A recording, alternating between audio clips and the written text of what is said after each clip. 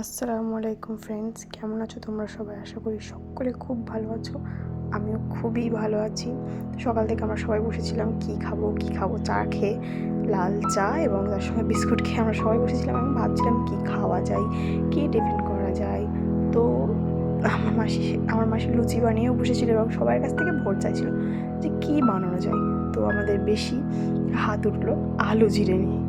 তো মাসি যেই কথা সেই কাজ, মাসিও বানানো শুরু করে দিল আলু জিরে আমাদের কথায়। যদিও এটা আমার রেসিপি না, আমার মাসির রেসিপি, তাও আমি তোমাদের সাথে শেয়ার করছি কারণ আমার পার্সোনালি এই রেসিপিটা খুবই দুর্দান্ত, খুবই স্বাদের লাগে, তাই তোমাদের সাথে শেয়ার করছি। চলো দেখা যাক। তো প্রথমে কড়াতে তেল দিয়ে দিয়েছি, তেলটা গরম হওয়ার সঙ্গে সঙ্গে আমার জিরে দিয়ে দিয়েছি। জিরেটা দেওয়ার পরে জিরের সঙ্গে কিছুটা গোলমরিচ ছিল সেটাও দিয়ে দিয়েছি। তো তার উপরে সেটাকে কিছুক্ষণ ভেজে নিয়ে আমরা তার সঙ্গে আলু অ্যাড করে দিয়েছি। আলুটা আগে থেকে সিদ্ধ করা ছিল, প্রেশার কুকারে আমরা 2-3টে সিটি মেরে সিদ্ধ করে নিয়েছি ভালোভাবে। তো সেই সিদ্ধ করা আলুটাই আমি এখানে অ্যাড করে দিয়েছি। তারপরে কিছুটা পরিমাণে কাঁচা লঙ্কা কুচিয়ে রেখেছিলাম। তোমরা যদি কেউ ঝাল বেশি খাও না তাহলে এটাকে স্কিপ করতে পারো, গুঁড়ো লঙ্কা দিয়েও করতে পারো শুধুমাত্র।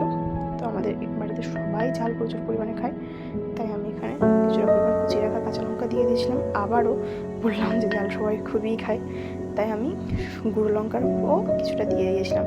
গুঁড়ো লঙ্কা দেওয়ার পরে আমি ওখানে কিছুটা গরম মশলা অ্যাড করে দিয়েছিলাম। তারপরে হলুদের গুঁড়ো একে একে দিয়ে কিছুক্ষণ এটাকে নেড়ে চেড়ে রেখে দিয়েছিলাম। তারপরে এটাকে আবারও নাড়ছিলাম, নেড়ে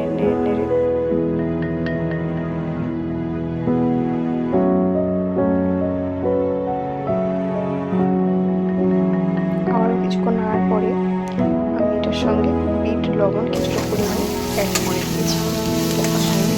যাই হোক, বিট লবণটা অ্যাড করার পরেও আবার কিছুক্ষণ নাড়তে হবে, যত নাড়বে আলুর মধ্যে মশলাগুলো তত ভালোভাবে ঢুকবে। যাই হোক, আমি আবারও নেড়ে এর সঙ্গে কিছুটা পরিমাণে ধনে পাতা কুচিয়ে রেখেছিলাম। ধনে পাতা কুচিয়ে রাখাটা এখানে অ্যাড করে দিয়েছি।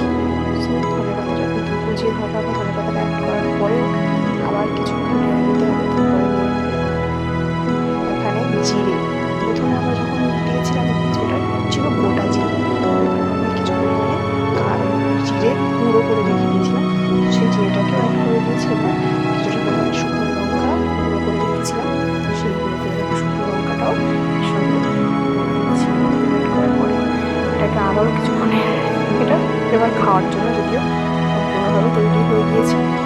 এখানে আমরা প্রচুর পরিমাণে লঙ্কা খাই বলে তাই আমরা 3 রকমের লঙ্কা ইউজ করলাম। আপনারা চাইলে সব কটাই স্কিপ করে শুধুমাত্র গুঁড়ো লঙ্কা দিয়েও তৈরি করতে পারেন, মাত্র কাঁচা লঙ্কা দিয়েও তৈরি করতে পারেন, বা কাশ্মীরি লঙ্কা দিয়েও তৈরি করতে পারেন। প্রচুর পরিমাণে স্বাদ লাগে। তারপরে এটাকে আমরা ফুলকো লুচির সঙ্গে সার্ভ করেছিলাম। লুচি দিয়ে খেতে খুবই ভালো লেগেছিলো, তবে বড্ড ঝাল হয়েছিল। ঝাল বলতে গিয়ে বড্ড ঝাল হয়ে গিয়েছিলো, তবে টেস্ট ছিল দুর্দান্ত, স্বাদের টেস্ট ছিল, খুবই পছন্দ করেছে সবাই।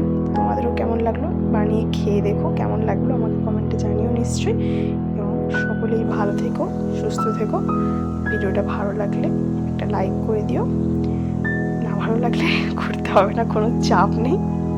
সো টাটা, আল্লাহ হাফিজ, বাই।